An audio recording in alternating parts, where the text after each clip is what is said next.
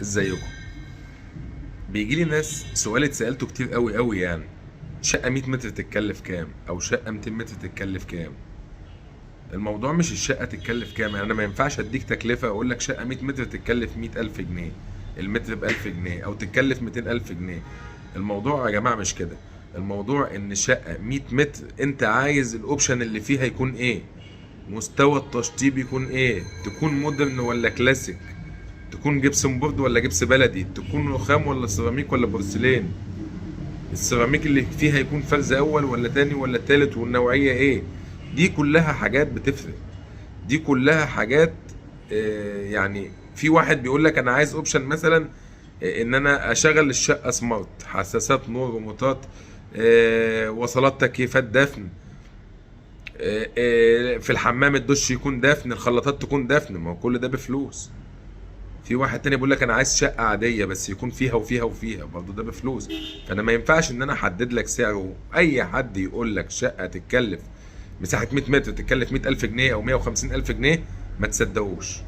انت اعرف الاول الاوبشن ايه والبادجت بتاعك ايه، والمهندس اللي معاك هيمشيك على كده. لما بيجي لي حد يقول لي مثلا انا حاطط بادجت 250، حاطط بادجت 300، طبعا الغالبيه ما بيرضاش يقول انا حاطط بادجت كام، يقول لك هتتكلف كام. علشان ايه؟ علشان مثلا مفكر ان هو لما اقول للمهندس انا حاطط بادجت 300 فانا هشتغل على ال 300. طبعا ده مش مظبوط. في عربيه ثمنها 10,000 جنيه، وفي عربيه ثمنها 100,000، وفي عربيه ثمنها مليون. دي هتوصلك ودي هتوصلك ودي هتوصلك. الفرق ما بين كل شقه وما بين كل عربيه والتانيه الاوبشن بتاعها. العربيه دي فيها اوبشنات، والعربيه دي فيها اوبشنات، والعربيه دي اكيد ما فيهاش اوبشنات خالص، هم 10,000. بس هو ده الفرق ما بين دي ودي ودي.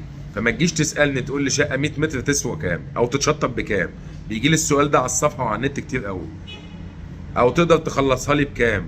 لا، اقدر اعرف انت عايز ايه، نقعد مع بعض واعرف انت عايز ايه، وبعد كده نقدر ان احنا نقول تتكلف كام.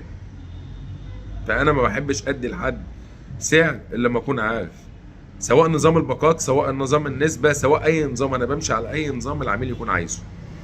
بس اهم حاجه يقول لي هو عايز شقته، الشقه اللي بيتمنى يعيش فيها تكون شكلها ايه. في واحد بساله يقول لي انا عايزها حلوه. طب ما هو الحلو ده كتير والاشكال كتير، فكل حاجه ولها حاجه. فيعني يا جماعه ارجو ان مثلا لما تيجي تسال على الصفحه وتقول شقه، اعرف الشقه دي انت عايز فيها ايه، وبالتالي انا اقدر اقول لك هي هتتكلف كام.